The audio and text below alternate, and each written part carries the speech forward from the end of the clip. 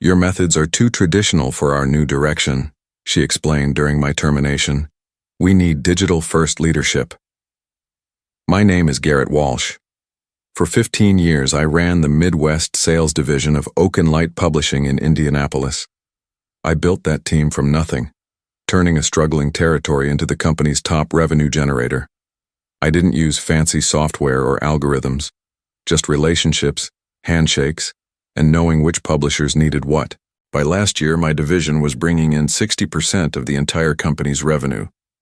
Not that anyone at the executive level seemed to notice until the quarterly reports landed on their desks. When Veronica Bennett took over as CEO 6 months ago, she arrived with PowerPoint presentations and consultants in expensive suits. Every meeting became about digital transformation and disrupting the traditional publishing model. She'd never worked in publishing before, came from some tech company in San Francisco. But the board loved her vision. I kept my head down, kept delivering results, but I could feel her eyes on me during leadership meetings. I was the oldest director there, the only one who still kept a physical calendar and visited clients in person instead of scheduling Zoom calls. The summons came on a Monday morning. Her assistant, Jason, looked uncomfortable when he appeared at my office door. "She'd like to see you at 2, in the executive boardroom." I thanked him and returned to my call with Franklin Press, our biggest client. We were finalizing a 5-year contract extension worth $12 million, the kind of deal that happened because I'd had dinner with Thomas Franklin every quarter for a decade. The boardroom had been redesigned since Veronica arrived. Glass walls, minimalist furniture, a massive digital display where the traditional conference table used to be. 3 people waited: Veronica, Jason, and someone from Human Resources I didn't recognize. I knew before she spoke. "Garrett, thank you for everything you've done for Oak and Light," she began, hands clasped on the table. "But we've decided to move in a different direction with leadership." I listened quietly as she explained how my methods were outdated, how they needed someone more aligned with their digital-first approach, someone younger, though she carefully avoided saying that part out loud. I thanked her for the opportunity, shook her hand, and walked out without arguing. 15 years ended in a 15-minute meeting. What Veronica didn't understand was that in publishing, especially with the old established houses that made up 80% of our business, trust wasn't built through algorithms or email campaigns. I cleared out my desk while the rest of the team was at lunch. No goodbyes, no scene, just quiet dignity. But when I got to my car, I sat there for a long time staring at my phone. 3 missed calls from Thomas Franklin. He'd heard already. I started at Oak and Light back when it was still called Midwestern Literary Partners. Small operation then, just 20 employees and a handful of regional clients. I'd come from Heritage Books after they were bought out by one of the big New York houses. I'd walked away from a corner office and a 6-figure salary because I hated what corporate publishing was doing to the industry. Robert Oak and Light hired me personally. "We don't need someone who can crunch numbers," he'd said. "We need someone who understands that books are still made by people who care about what's between the covers." For the first 5 years, I rebuilt the division from scratch. Put 70,000 miles on my car visiting every independent publisher between Ohio and Nebraska. I knew the names of their spouses, their kids. I went to weddings, funerals, retirement parties. Not because it was strategic, because that's who we were. By the time Robert retired and his son William took over, we'd grown 400%. William understood the business, even if he was more interested in the numbers than his father had been. He left me alone to run things my way. 3 years ago, when the board started talking about bringing in outside leadership to modernize operations, William fought them. But when cancer took him last year at 58, there was no one left to defend the old ways. The cracks started appearing before Veronica was even hired. Board meetings where the word antiquated kept coming up. Questions about why our team hadn't leveraged social media or implemented CRM optimization. Jacob, my assistant director, who I'd been grooming to take over one day, started getting invitations to strategy meetings I wasn't included in. He'd report back, uncomfortable with his new position as messenger. "They're talking about restructuring," he'd told me 6 months ago. "Creating a digital sales team separate from traditional channels." I should have seen it coming. Should have noticed when they hired 3 new digital engagement specialists and put them on my team without consulting me, or when they started reassigning my long-term clients to the new team without explanation. Thomas Franklin had called me personally when they took his account away from me. Some kid called me today, he'd said. Told me he was my new account manager. Said they were streamlining their customer interface or some bullshit. What's going on over there, Garrett? Just some reorganization, I'd told him. Nothing to worry about. But I was worried. I just didn't know how to fight a battle when I didn't understand the weapons being used against me. The day after my termination, I sat in my home office staring at my phone. 17 missed calls, 32 text messages, 6 emails marked urgent, all from clients and industry contacts who'd heard the news. I hadn't told anyone yet. Not even my wife, Catherine, who was visiting our daughter in Columbus. I wanted to process it alone first. The call that finally made me pick up came from Thomas Franklin. What the hell happened? He demanded, skipping any greeting. They're going in a new direction, I said, repeating the corporate line. Bullshit, Thomas spat. You are that company to most of us. Do they understand that? I didn't answer. I met with that new guy yesterday, he continued. Drew something. Spent 40 minutes showing me analytics and engagement metrics. Not once did he ask about our new historical fiction imprint. The one I told you was make or break for us this year. I closed my eyes, suddenly tired in a way that had nothing to do with sleep. They'll figure it out, Thomas. No, they won't, he replied. Because people like that never bother to learn what matters. They just impose their system and expect everyone to adapt. After we hung up, I opened my laptop and looked at the email Oakenlight HR had sent with my severance details. 6 months' pay, health insurance for 90 days, a non-disparagement clause, and a non-compete that prevented me from working with any of our clients for 1 year. I nearly laughed. They thought they could legally prevent decades-old relationships from continuing with a single document. My phone buzzed again. Eleanor Jenkins from Riverstone Press this time. Another major client. Another friendship built over years of trust. I heard what happened, she said when I answered. It's their loss. When you're ready to talk about what's next, call me. By evening, I'd heard from 12 major clients representing over 40% of Oakenlight's annual revenue, all expressing the same sentiment, loyalty to me, not to the company I'd no longer be part of. I sat in my backyard as the sun set, nursing a bourbon and turning over an idea that had started as a tiny seed that morning but had grown with each conversation. They'd discarded me because my methods didn't fit their shiny new digital strategy, because I built relationships instead of analyzing data, because my client book was filled with handwritten notes instead of CRM entries. But what if those outdated methods were exactly what those clients valued? What if the very thing Veronica Bennett saw as my weakness was actually my greatest strength? I pulled out my phone and made a call to my attorney, Benjamin Weiss. Ben, I need you to look at something for me. A non-compete clause. They let you go? He asked, surprised. They did. And I think it might be the best thing that's ever happened to me. I didn't want revenge. I just wanted to keep doing what I'd always done, helping publishers connect with the right partners.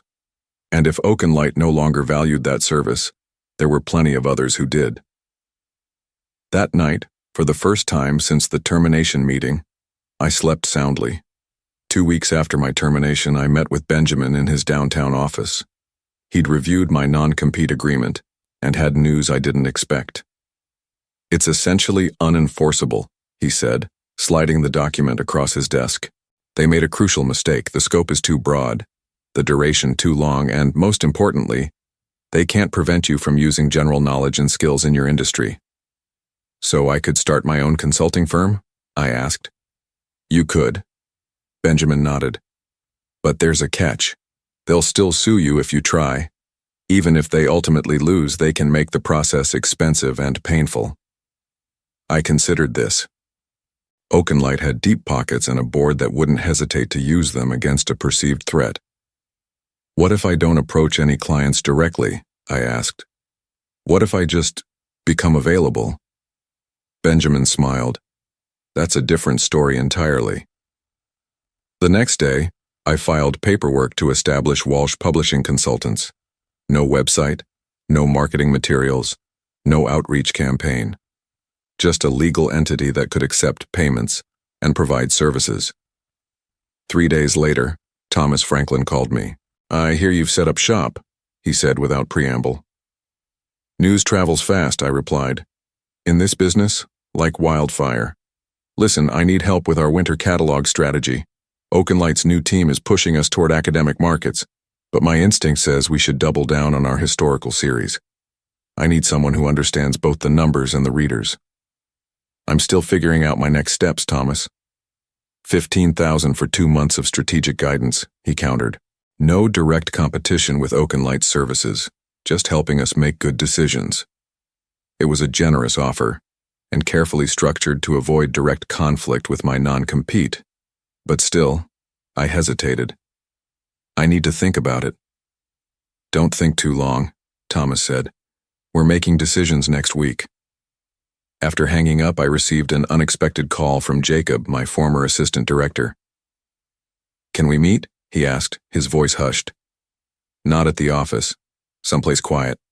We agreed on a small coffee shop near Eagle Creek Park, well away from downtown and the publishing scene.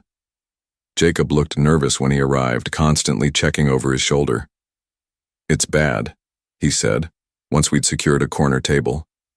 "They promoted me to your position, but I'm just a figurehead. All the real decisions are coming from the new digital team." "That's not surprising," I replied. "No, you don't understand.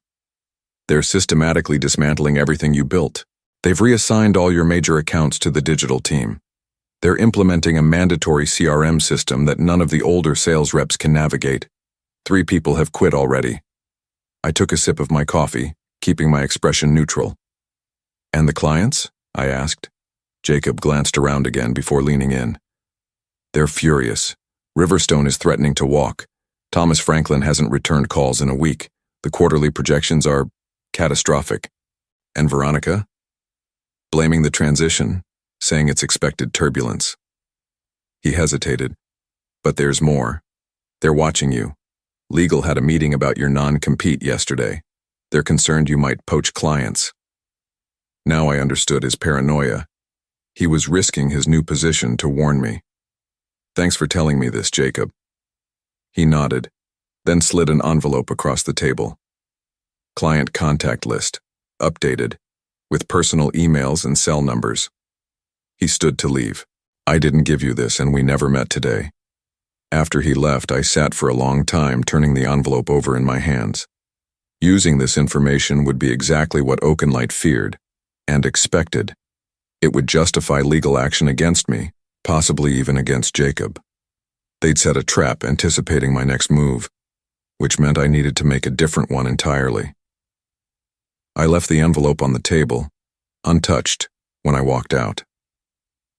A month passed.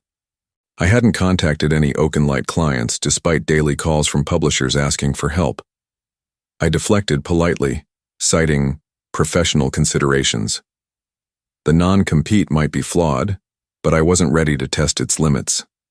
Instead, I focused on industry contacts outside Oakenlight's client list. Small independent publishers, university presses, literary agents looking for guidance. Work that wouldn't trigger legal issues, but would keep me engaged in the field I loved. Then came the invitation I hadn't expected. Harold Blackwood, chairman of Oakenlight's board, asked to meet privately, not at the office, at his club downtown. I accepted out of curiosity more than anything else. The Indianapolis Gentlemen's Association was all dark wood and whispered conversations. Harold, 70 and silver-haired, waited in a private room with 2 tumblers of scotch already poured. "Thank you for coming, Garrett," he said, gesturing to the chair opposite his.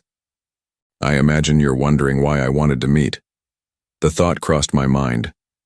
He pushed one of the glasses toward me.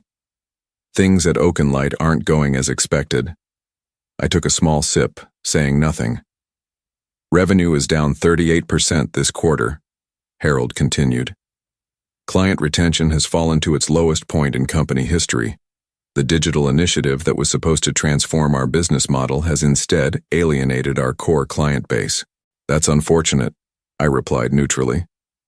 Harold studied me. You don't seem surprised. Publishing is a relationship business. Always has been. So I'm learning. He leaned forward. The board is concerned about Veronica's leadership. Her strategies may have worked in tech, but publishing operates differently. Why are you telling me this? Because we'd like you to come back as Chief Revenue Officer, above Veronica in the hierarchy. I stared at him, processing the offer. What about my replacement? Jacob's a good man, but he doesn't have your client relationships or industry knowledge. And Veronica? She'd accept this arrangement? Harold's expression hardened. She would have no choice. The pieces suddenly fit together. This isn't about this quarter's revenue, is it? This has been building for longer. Harold sighed, the facade cracking. Veronica was William's hire. His last major decision before his illness became unmanageable. The board had reservations, but we deferred to him out of respect. After he passed, we gave her the opportunity to prove herself. She hasn't. And my termination was not approved by the board. We were informed after the fact, as were several other significant organizational changes. I sat back, understanding the full picture now. Veronica had been clearing out William's people, replacing them with her own. My dismissal wasn't about digital transformation. It was about removing anyone loyal to the previous leadership. The offer is generous, Harold continued. Double your previous salary, full control of sales and client relationships, and the board's full backing to rebuild your team. It was everything I should have wanted. Vindication, power, security. I need time to consider, I said. Of course, but don't take too long. The situation is deteriorating rapidly. On the drive home, I turned the conversation over in my mind. The board hadn't just realized they'd made a mistake with my termination. They'd known it was wrong from the beginning but had lacked the courage to stop it. Now that it was affecting their bottom line, suddenly they wanted me back. And there was something else. Something Harold hadn't said explicitly, but I'd understood anyway. They wanted me to be the hatchet man, to come back and dismantle everything Veronica had built, and eventually Veronica herself. They didn't want me for my relationship skills. They wanted me for my client list and the loyalty that came with it. The realization didn't make me angry. It made me certain about what I needed to do next. I declined Harold's offer the next morning with a brief, polite email. His response came within minutes, an offer to increase the compensation package further. I didn't reply. Instead, I made 3 phone calls. The first was to Thomas Franklin. I'm ready to discuss that consulting arrangement, I told him. But I'd like to suggest a different approach. I'm listening, he said. I won't consult exclusively for Franklin Press. Instead, I'm forming a collective, a consortium of independent publishers who share resources, distribution channels, and market intelligence. No long-term contracts, no corporate bureaucracy. Just publishers helping publishers, with me facilitating the connections. There was silence on the line then. How many others have you approached? None yet. You're the first call. Because I was your biggest client? Because I trust your judgment, I corrected. If you think it's a viable model, I'll move forward. If not, I'll stick to traditional consulting. Thomas didn't hesitate. I'm in, and I know at least 5 others who would be too. My second call was to Eleanor Jenkins at Riverstone Press. As I expected, she not only embraced the consortium idea, but suggested refinements to the structure, including a shared digital platform that would give the smaller publishers the reach of a larger organization without sacrificing their independence. The third call was to Benjamin, my attorney, to ensure the plan wouldn't violate my non-compete agreement. You're not working for their clients, he confirmed after hearing the details. You're creating an entirely new entity that their clients choose to join. It's a subtle distinction, but a legally meaningful one. Within 2 weeks, Walsh Publishing Consortium had 7 founding members, all former Oakenlight clients who had either already left or were planning to when their contracts expired. Each contributed to an operational fund that would cover my salary and the basic infrastructure needed. The key to the plan wasn't just building a competing organization. It was creating something Oakenlight couldn't easily replicate. A cooperative structure where publishers maintained their independence while gaining the benefits of collective resources.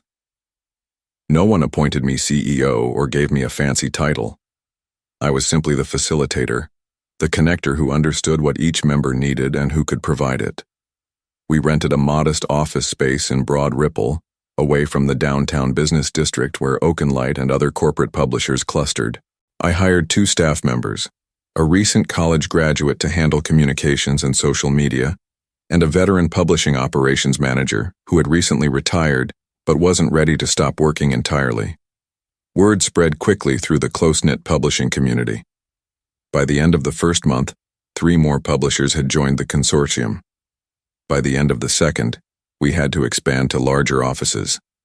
I was careful never to directly solicit Oakenlight's clients. I didn't need to. They came to us, drawn by the success stories they were hearing and the frustrations they were experiencing with the digital-first approach that ignored the personal relationships at the heart of publishing. Jacob called one evening in late September, 2 months after we'd launched. "They know what you're doing," he said without preamble. "Veronica's furious. She's talking about legal action." "We haven't violated any agreements," I replied calmly. "That won't stop her from trying." He paused. "There's a board meeting tomorrow. Quarterly results, it's going to be ugly." "That's not my concern anymore, Jacob." "I know, but—" He hesitated. "I thought you should know, and I wanted to ask, is there room for one more at your new venture? I've reached my breaking point here." I smiled to myself. Everything was proceeding exactly as I'd anticipated. Not because I was seeking revenge, but because I understood the industry in a way Veronica never would. "Come by the office tomorrow," I told him. "We'll talk." The quarterly earnings call in October told the story numbers never lie about. Oakenlight Publishing reported a 45% drop in revenue compared to the same quarter the previous year. Their stock dropped 17% in a single day. I didn't listen to the call myself. I was in a strategy meeting with 15 consortium members, planning our collective approach to the upcoming industry conference in Chicago. But Thomas texted me the highlights. Veronica blaming market disruption and transitional challenges. No mention of the elephant in the room, that their biggest clients jumped ship. Later that afternoon, my phone rang with a number I didn't recognize. "Is this Garrett Walsh?" a woman's voice asked. "Speaking." "This is Patricia Harrington, from the Oakenlight Board of Directors." Her tone was clipped, formal. "I'm calling to inform you that we've voted to waive your non-compete agreement, effective immediately. We've also authorized our legal team to prepare a cease and desist regarding what we consider tortious interference with our client relationships." I waited, letting the silence stretch. "Do you have any response, Mr. Walsh?" "Just one question," I said finally. "Have you spoken with your clients directly? Not through account managers or satisfaction surveys. Actually sat down with Thomas Franklin or Eleanor Jenkins and asked why they left." "That's not relevant to—" "It's the only thing that's relevant," I interrupted. "They didn't leave because I started something new. They left because Oakenlight stopped valuing what mattered to them." "The board meeting is still in session," she said after a moment. "Perhaps you'd care to join us and explain your perspective directly?" "I appreciate the invitation, but I'm in the middle of my own meeting, with 15 publishers who've chosen a different path." She was silent for so long I thought the call had dropped. "I see," she said finally, and hung up. The cease and desist never arrived. 3 days later, the business section of the Indianapolis Star ran the headline, "Oakenlight CEO steps down amid financial turbulence." 6 months after starting the Walsh Publishing Consortium, we moved into permanent offices in a renovated warehouse in Fountain Square. 23 member publishers now, with a waiting list of others wanting to join. We'd expanded beyond Indiana to include small and mid-sized publishers throughout the Midwest. The industry had taken notice. We'd been featured in Publishers Weekly and the New York Times business section. The relationship revolution in publishing, one headline called it. I hadn't set out to create a movement, just to preserve what I knew worked. But sometimes the old ways become revolutionary again when people remember why they mattered in the first place. Harold Blackwood called on a Tuesday morning. Oakenlight had a new CEO now, promoted from within, someone who'd been with the company for decades. "We'd like to discuss the possibility of Oakenlight joining your consortium," he said, no preamble. I smiled to myself. "That's not how it works, Harold. We're not acquiring members of your size." "Perhaps a partnership arrangement then. I'll bring it to our leadership council," I told him, though I already knew what the answer would be. The publishers who joined us had done so precisely to escape the corporate approach Oakenlight represented. After hanging up, I walked through our open office space. No executive suite for me. Just a desk among the others, where I could be part of the daily conversations that kept us connected to what mattered. Jacob looked up from his workstation. "Everything okay?" "Just fine," I nodded. "Oakenlight wants to join the consortium," he laughed. "Talk about coming full circle."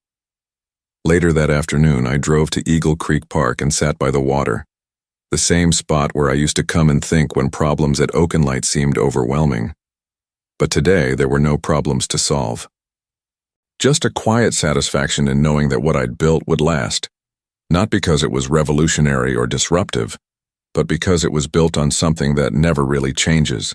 People trusting people who've earned it. Sometimes getting fired is the best thing that can happen to you, not because it leads to revenge, but because it forces you to build something more authentic than what you left behind.